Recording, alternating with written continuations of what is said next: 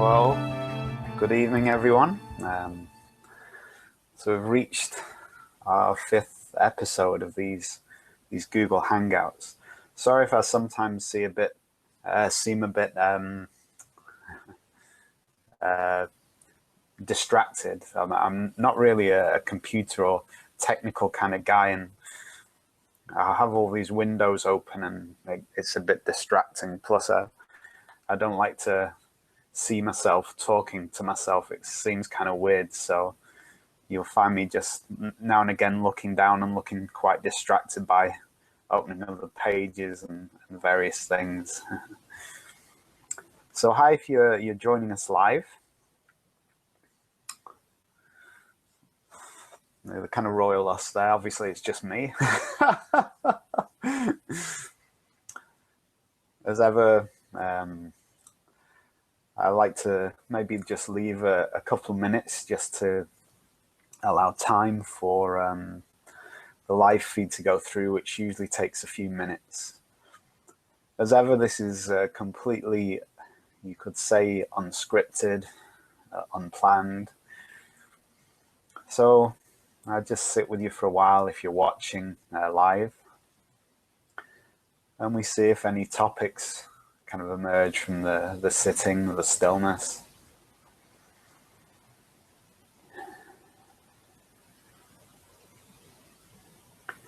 A few of you have been good enough to send a few questions and statements in over the week, so we will address those later on in this hangout, this interaction.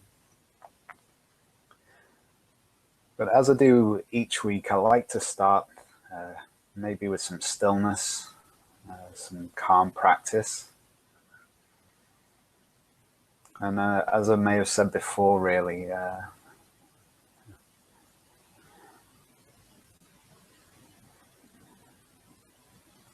the real teaching is to learn to trust yourself. The real teaching is to know the wisdom that you can find in being still, in being silent and being calm. That's the real wisdom, that you can be offered. But then I guess sometimes it's like learning to ride a bike. And so much as when you first start your own journey, your own personal journey, you need stabilizers.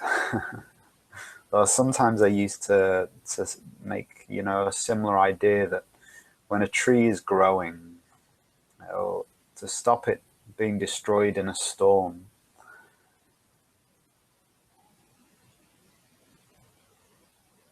and to stop it being trampled underfoot, sometimes it's useful to have something to tie it to help it grow. And so teachings can be like that.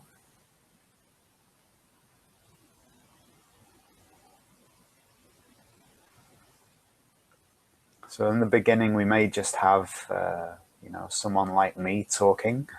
You may have some spiritual texts. You may have a teacher, a group, or an organization. My own teacher in India, he used to have this expression that it was good to be born and raised under the umbrella of a church or a mosque or a temple, as far as the spiritual journey goes. But he also used to say that it's a shame if you die there. What this means is, you may understand that straight away. But what it means is that really teaching is for the mind, which is fine. Most of us haven't had a mind that's been immersed in kind of growing up around saints or spiritual masters. Most of us, we may be, certainly in the West, we grew up in very earthly existence where most of the input was not directed towards the soul as such. It was directed towards you know, get a job, a good income, get educated in a materialistic way. And that's not having a go at those things. They have the place, certainly. But most of us weren't given that kind of grounding in even big questioning, who am I? Or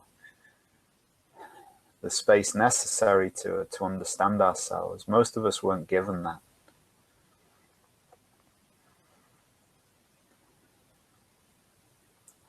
So then there seems to be a time for most people where there's a great immersion in all those teachings at the beginning, usually, of our journey. One of my great teachers, a guy called Jason Chan, he called it the spiritual honeymoon. And so during the spiritual honeymoon, we immerse ourselves quite a lot, to the best of our abilities. We might go on retreats and read and read and read and listen to teachers, and just, it's kind of like we're immersing our brain, our mind, our unconscious in the richness of this new understanding, this kind of new way of looking at ourselves and looking at the world. And that can be for years, you know. It just sounds so amazing. The insights of people who've walked the path, you know, for a longer period of time.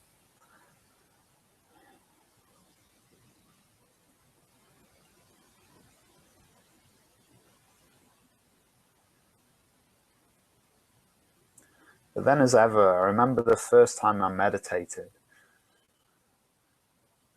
I'd been reading books centered around my own teacher for a period of time, and he would recommend meditation.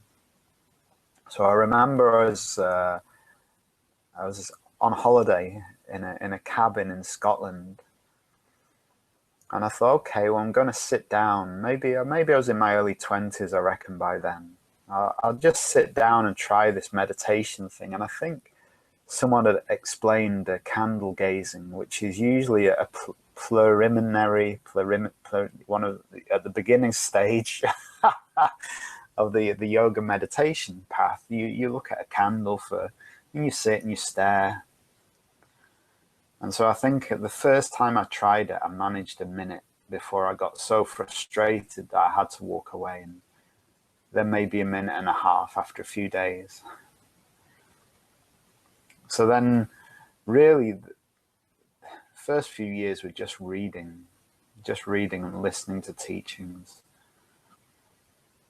I'd maybe about 7-8 years starting to get into meditation, and I remember every time I meditated, it would be like, wow, I need to do this all the time. This really feels great. So I'd commit that I was going to do it every day. And some days I'd manage maybe 3 or 4 days and think that was amazing. And then maybe not meditate for a few months maybe. And then again, okay, I'll do this again, and I'd get into it.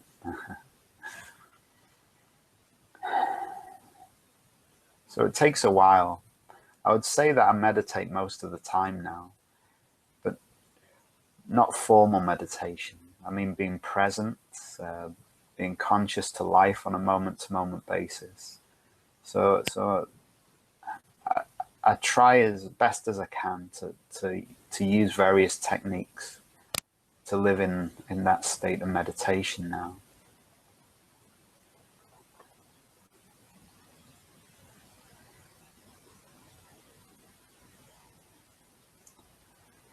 So it's fine, you know, own wherever you're at with your journey. You know, if you're at a stage in your journey where just reading, watching movies, does that for you, that's brilliant. Because anything we can do to connect with our soul, even just momentarily, to kind of find that inner stillness and calm, it's all beneficial.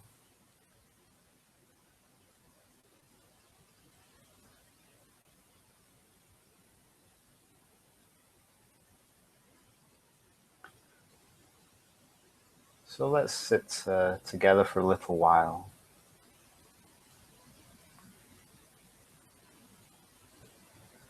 If you're doing this at home and you want to start a meditation practice, usually the recommendation is to try and set some room aside for yourself. You know, a quiet space in the corner of a bedroom or somewhere you won't be disturbed. And then you can create this as your little spiritual space where you can sit, you can read, you can just light a candle and be, no technique needed, or do some kind of formal practice that works for you.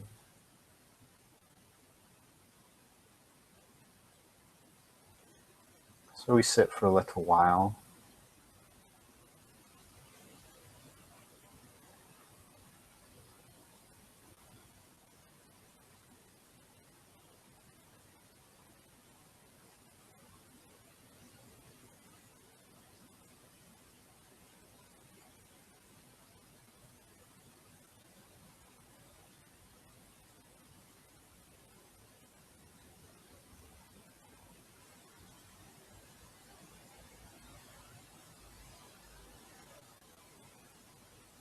Simply be.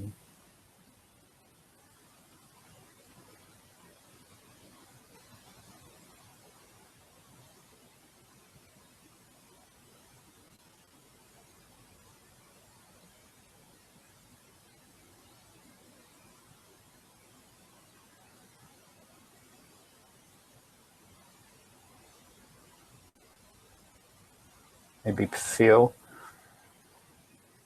the body breathing as if that was enough. Breath simply rising and falling.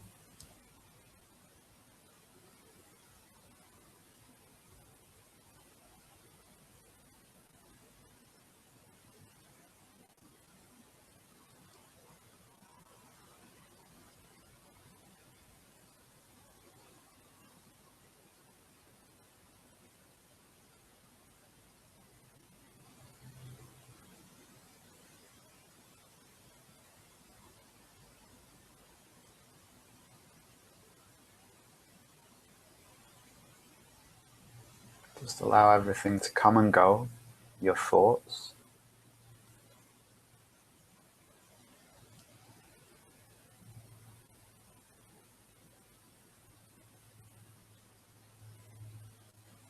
Be at peace with how you feel in this current moment.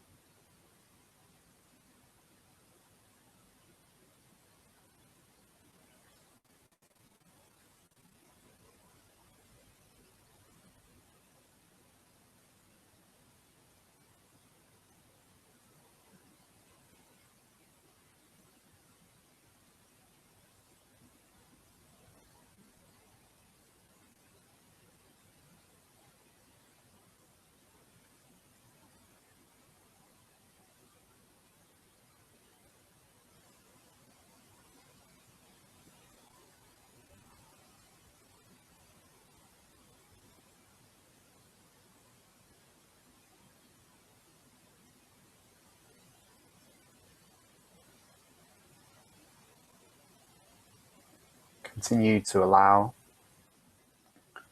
this moment to be simply as it is. Simply as it is.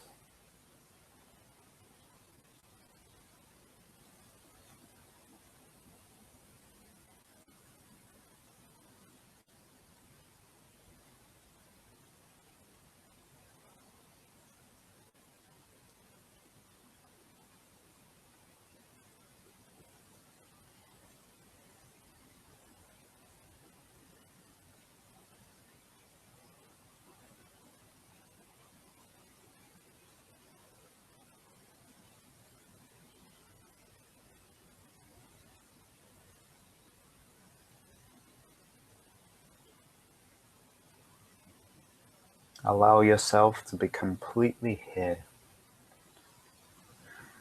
completely in the present moment.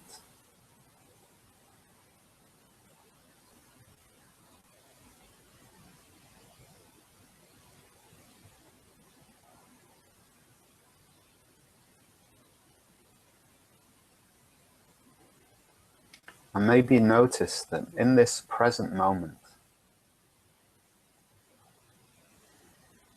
there's no real problem.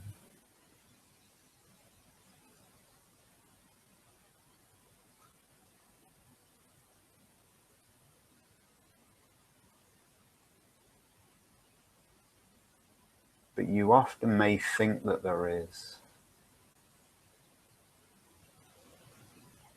It seems the mind is just so full of problems.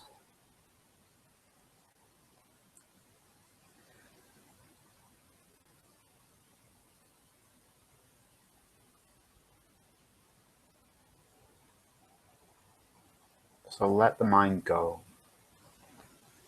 Let the thinking go.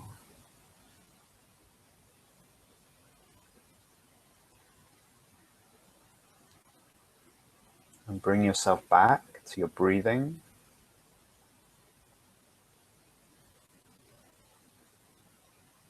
To this moment, just as it is.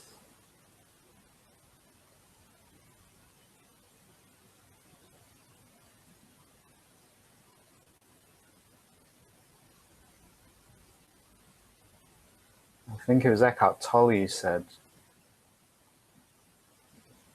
treat this moment as if you'd created it or asked for it.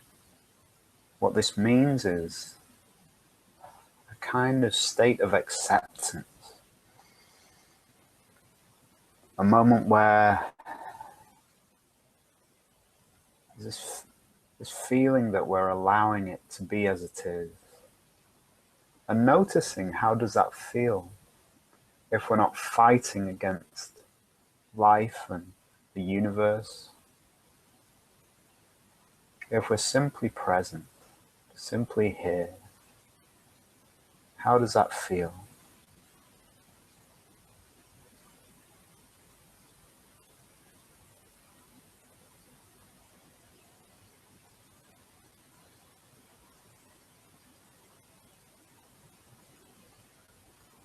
Even if for a moment you free yourself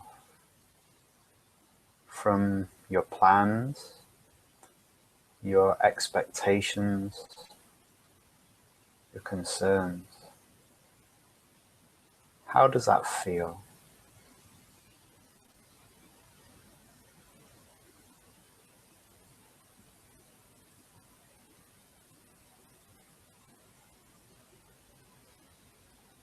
Breath rising and falling.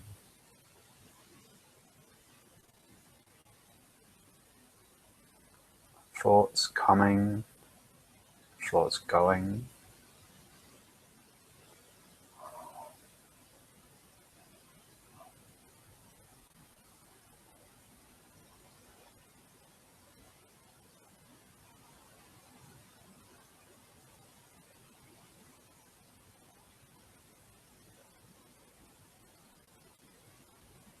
There's such an incredible sense of peace when we can simply be here.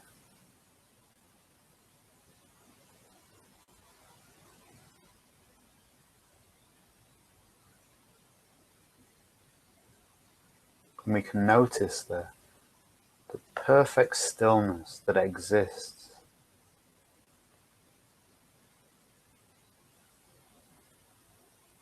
That peace that passes all understanding, as it's referred to in the Christian theology, when we can simply notice that.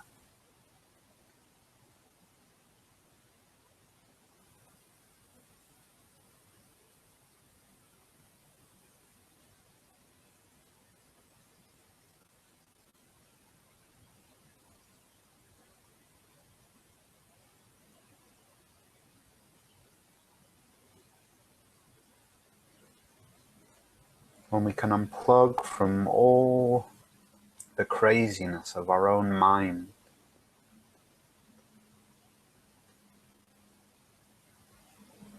We can sometimes feel like we've arrived.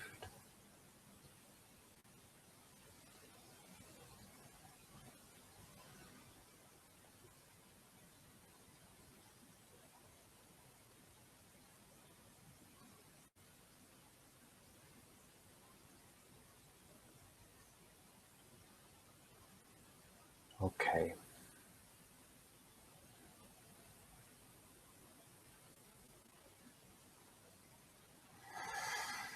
So, as we do each week, we have some time for conversation. One of the reasons I do this live.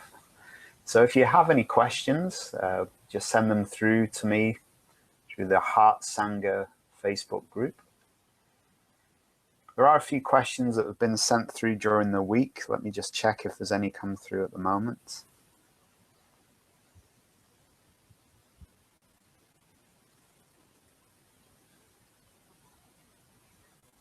Okay, so we've had a few questions this week that are very, very useful.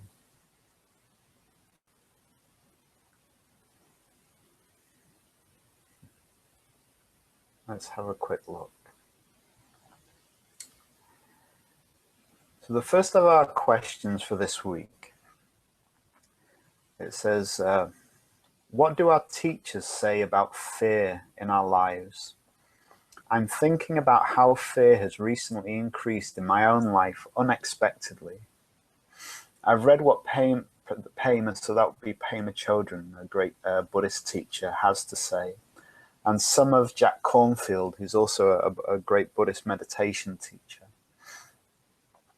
I won't get into a discussion here, but just clarify my enormous question. So there's some useful guidance on moment-to-moment awareness, and also the idea of the dark night of the soul. So I guess fear has many rooms. Basically, I've always been a fearless kind of person, but now I'm plagued by many of them random, but rather painfully welcoming it as part of my warrior training. So fear, okay.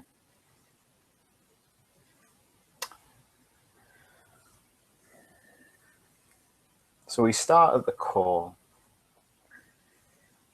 All fear rises from one thing, misidentification.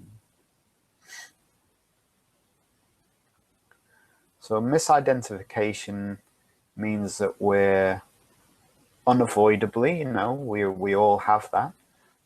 We're unavoidably completely plugged into our impermanent nature. So that's the core, okay? So fear arises from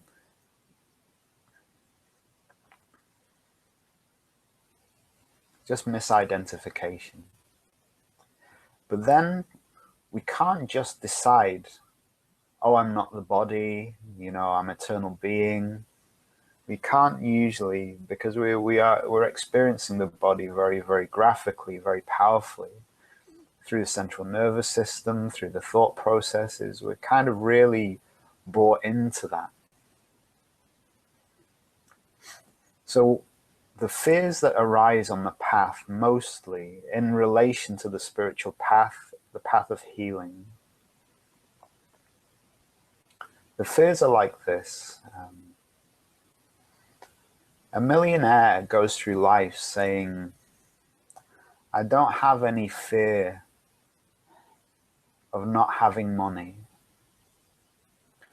Or someone with great health goes through life saying, I don't have any fear about health. Or someone in a steady relationship goes through life saying, I don't have any fears around my relationship. But all of those could be a complete illusion. So suddenly, the successful business person, man or woman, who has no fear about business, very successful, suddenly their business goes under. And I've seen this happen more than once. And suddenly they have a breakdown. Suddenly they find themselves completely out of control, addicted to substances, maybe in a psychiatric unit. So it wasn't that they didn't have any fear.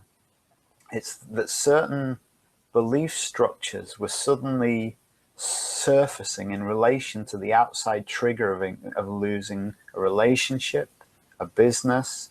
So it felt like life had no problems, like, oh, you know, I'm no problem at all here. And suddenly things are taken away or threatened, and suddenly these fears emerge which we didn't even know were in there.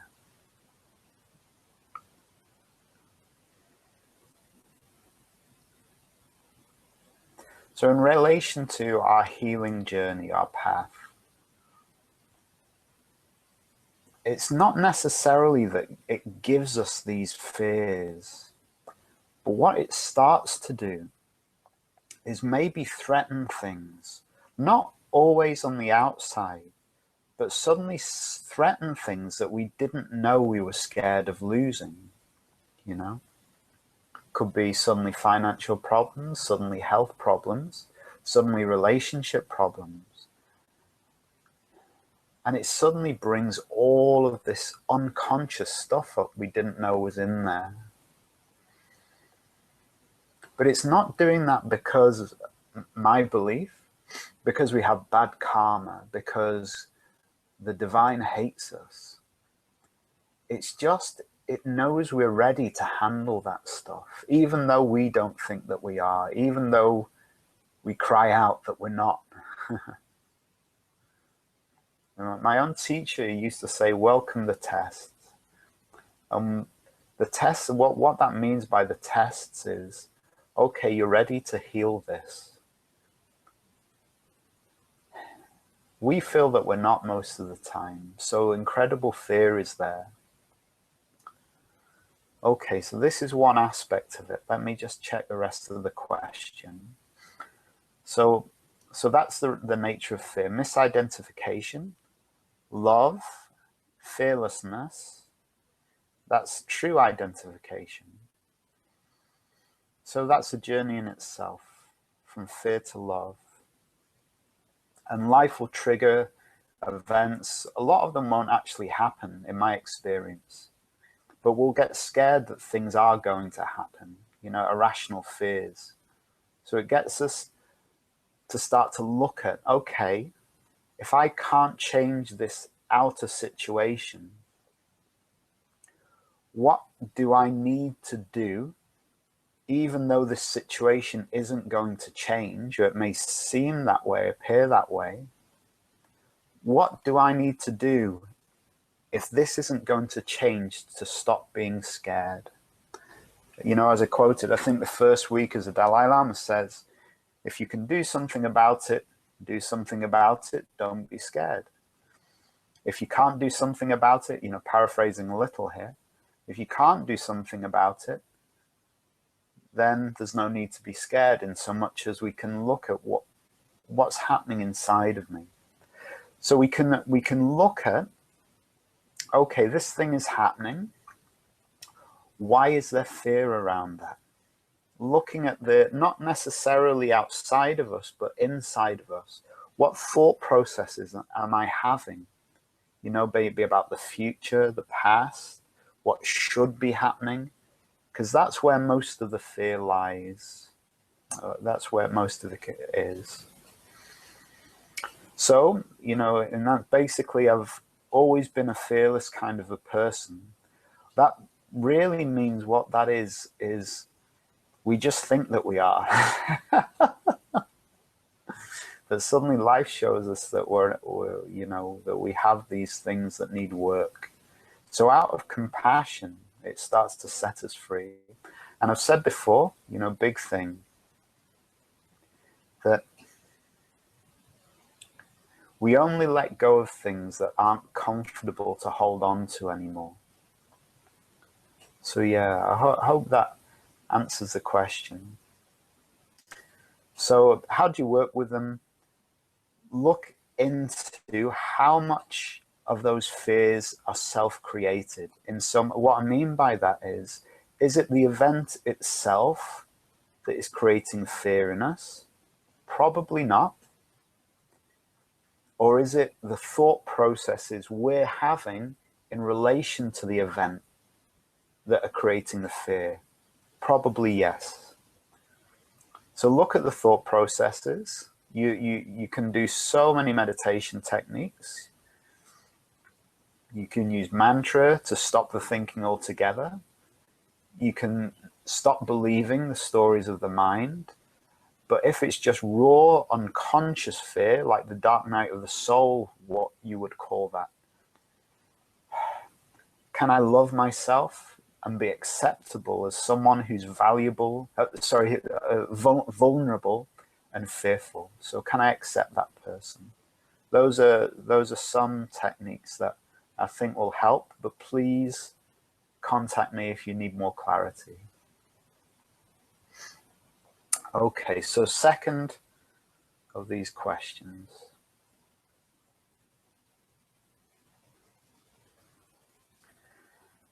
The second question is, I seem throughout my life to attract abusive relationships.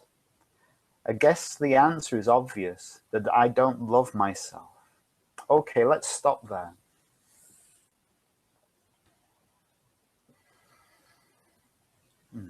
Okay, well, actually, to more clarity, a little bit more. Or is it a reflection of my own anger? A bit of both. I don't know. Okay, so let's look at that part of the question first.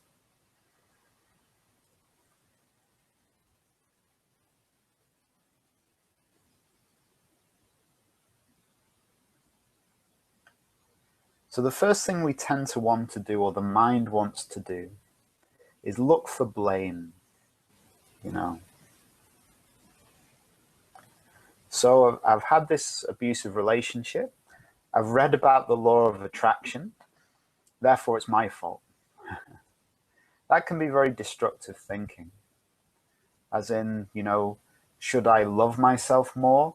But sometimes, if that's coming from the wrong place, that can just be another reason for not loving ourselves more. You know, oh, I'm not loving myself more. Or should I forgive this person? And what should I do? And the mind tends to look for, where can I lay the blame? Is it my fault for not loving myself more? Is it their fault for being abusive? Is it my parents' fault? Is it their parents' fault? Is it society's fault? Is it government's fault?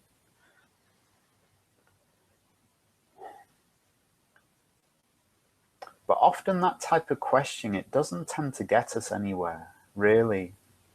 Even if we say, okay, it's my fault, I don't love myself enough. Or it's their fault for not loving me or loving their selves enough.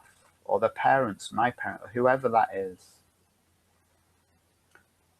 It can kind of be like an endless cycle where, how, you know, do I love myself more? Am I to love them? You know, these kind of things. So the question is usually based on that I don't want to have abusive relationships anymore, which is, God, who does, you know? Absolutely. So meditative path, okay, is, how do I connect with my soul? Not even necessarily how do I heal my past, because the past abusive relationships, they exist as echoes happening in this moment.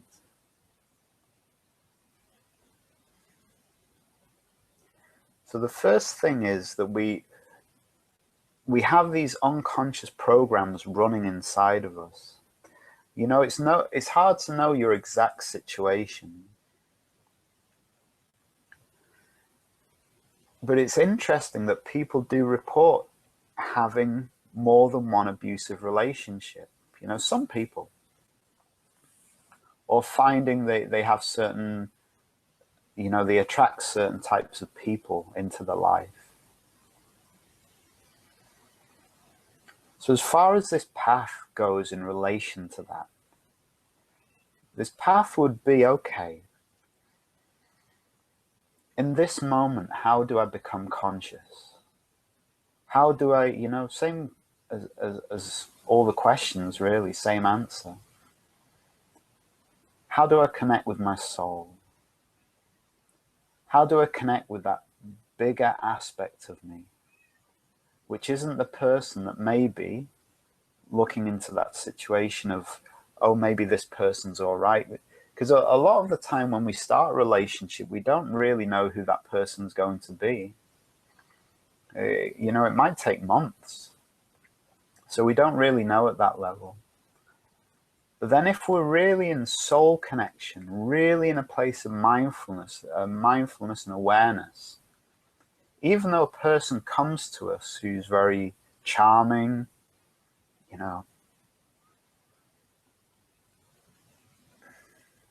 if we're really in touch with those deeper levels of insight within us, even though on the surface that person may be really friendly and charming, on a deeper level, we just may feel a level of discomfort around them. So one level of answering that is that when we become more conscious, more mindful, more aware, there's less of a tendency not to hear our inner voice. That's one level. So more intuitive. Okay, person seems fine, but something in me feels really uncomfortable towards them, and we might start to honor that. So then another aspect is I acknowledge that I have some kind of unconscious repetitive behavior pattern that either seeks, attracts, sifts out unconsciously these kind of people. But that's the personality level. So that's the personality. And we might not ever get to grips with healing that personality. Some people do, some people don't. But we're not that personality. We're that which is aware of the personality. So then if you like, our pure consciousness can be quite insightful, quite wise.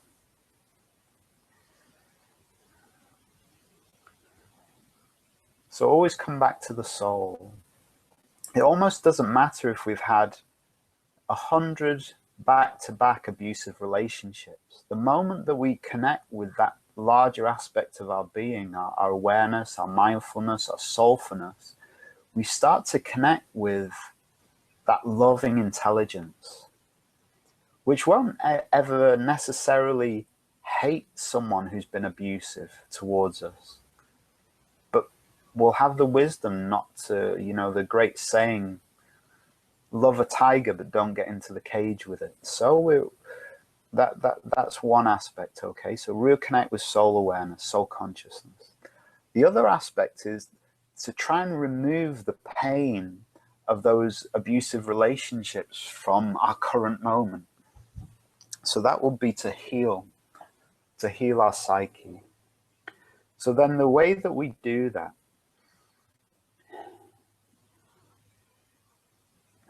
it may be natural, maybe those memories just keep on playing out, or we might need to sit for a while and they maybe just start to emerge. But really, the spiritual path offers this word. It's called forgiveness. Forgiveness doesn't mean that if someone's been abusive to us, that's fine at all. Doesn't mean that at all. Forgiveness is that I remove the pain that I'm carrying in relation to that abuse from my being. So I'm not burdened with it anymore. So that I can live in that state of unconditional peace, unconditional happiness, unconditional awareness. And even that kind of an act to say, okay, I just let them go, even I stop choosing to send them hatred or anger or resentment. I may never want to see them again, but from this place that I find myself at in this moment, I forgive myself.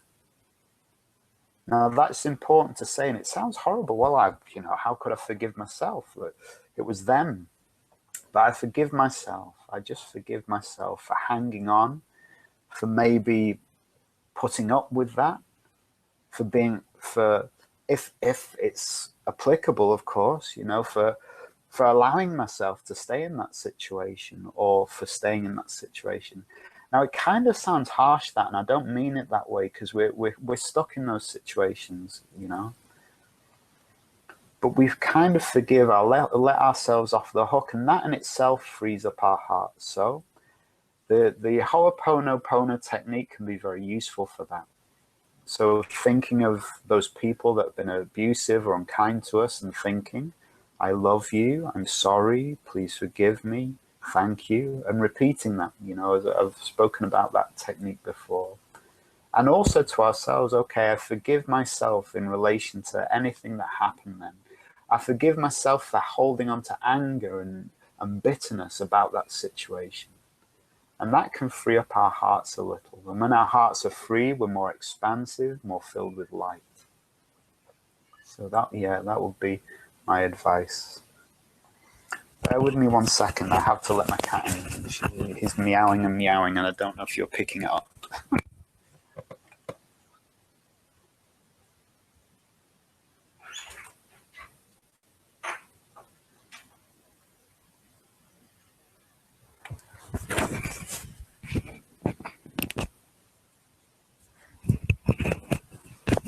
So this is one aspect of it. So forgiveness can be very, very useful, okay? So let's have a look at the rest of this question. So from a child, I've been surrounded by very frightening and unpredictable men, and I've experienced serious abuse from a family member.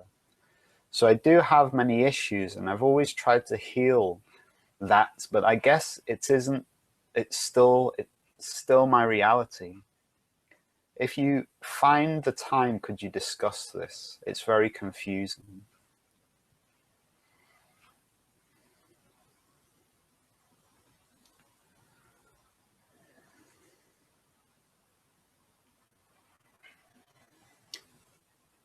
So by all means, love yourself. That's what we've spoken about already.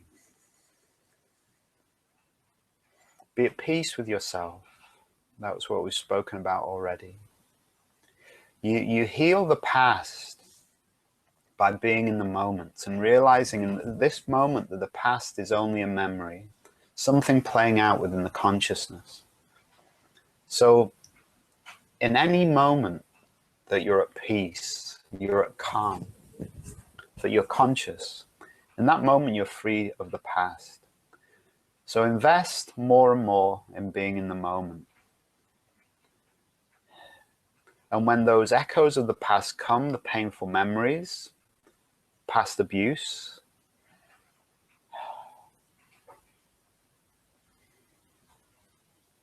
find how to bring more light, compassion, forgiveness, those kind of energetic feelings, which are much higher a vibration than fear. Work out how to bring those into the current moment in relation to the memories that are playing out. Self-compassion, breathing. And as I said before, using mantra or Ho'oponopono. You see, your soul is already free. It's only the personality that's caught. So the ultimate answer to the question is, once you connect with your soul, you're free. It's only the personality that's held by the past. So that's the ultimate answer. To free yourself of the limitation of believing you're that person, that personality that experienced those things. Yeah, that's the ultimate answer. Okay, I hope that helped. Okay, so let's just have a look, see if anyone has posted any questions through so far.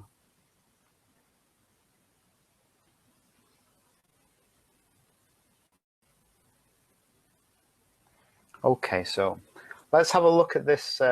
Someone posted a question or a statement today, or actually a couple of days ago, saying, wow, it's so true what I read somewhere about there being more variation between different teachers than individual schools of Buddhism.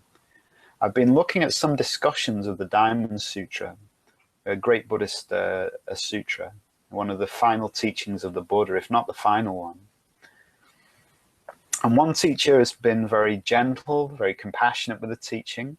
Others seem quite fiery.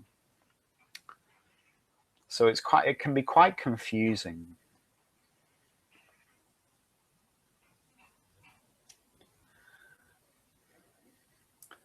So there's different stages of the path. It's kind of what we started with today. Some stages of the path are for the mind. So for the mind, look at how many different types of Christianity and Buddhism there is, and there was only one founder. Buddha really watched his breath and understood the way of impermanence and how to become free of the mind. And yet from that one understanding, there's almost endless schools of Buddhism with endless philosophies and endless practices. Look at Christianity. There's such a broad spectrum. So, some people are killing and hating in the name of Christ. Some people have reached enlightenment from exactly the same teachings. So we can see there's a huge and broad spectrum where people bring their own stuff, their own healing and their own non-healing into the practice. And as you go through any kind of path, whether it's Buddhism, Christianity, Islam, when you go through any of these paths,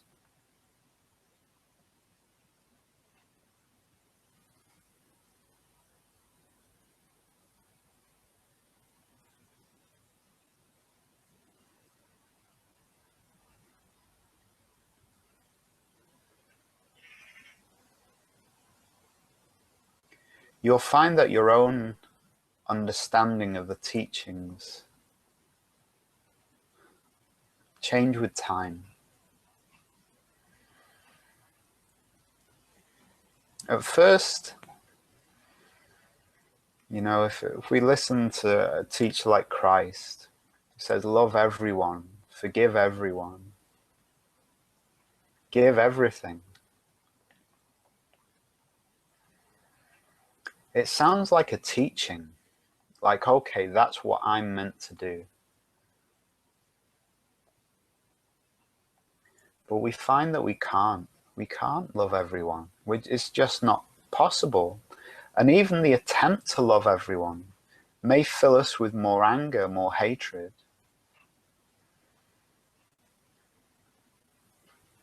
Because of the frustration at our inability to love everyone.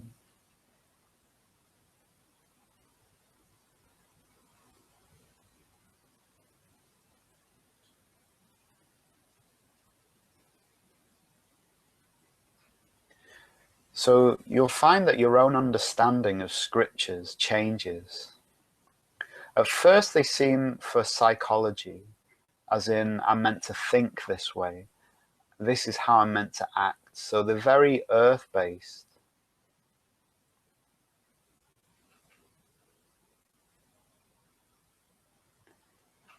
But the more that you walk along the path, you'll find that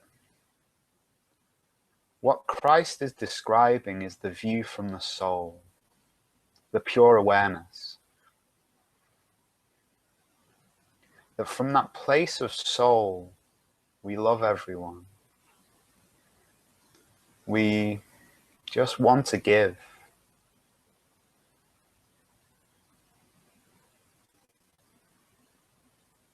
So those are very natural qualities of the soul, very natural qualities.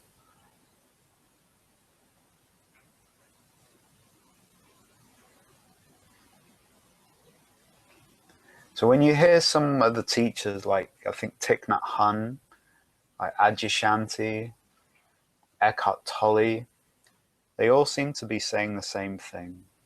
If you listen to Christian mystics, the monks, the hermits, what they're saying is no different from a Buddhist hermit, a Buddhist mystic, a Hindu yogi. They're all saying exactly the same thing. The mind is the problem. The self or no self is the solution. They're all saying that. So then all practices is to, firstly, to deal with the mind, to heal the pain of living within our emotional body and mental body, and then eventually to become even free of those things, to merge with the supreme reality, your true self, your true nature. And at that level, the internal light heals everything. Heals your unconscious, heals your emotions. And because it does that, it heals your life as well. Because life is a projection of your emotions, your unconscious state. So really the essence of all questions, so all questions tonight as we come into the end of the session now, the path of devotion is very clear on this.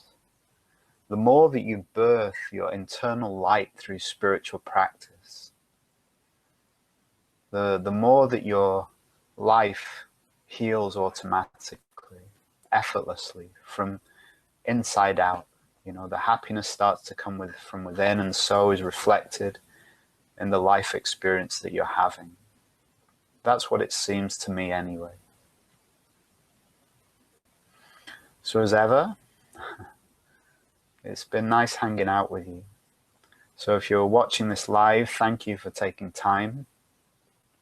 If you're watching it on the recording, I hope you've enjoyed it. Until we meet again, much love, much love.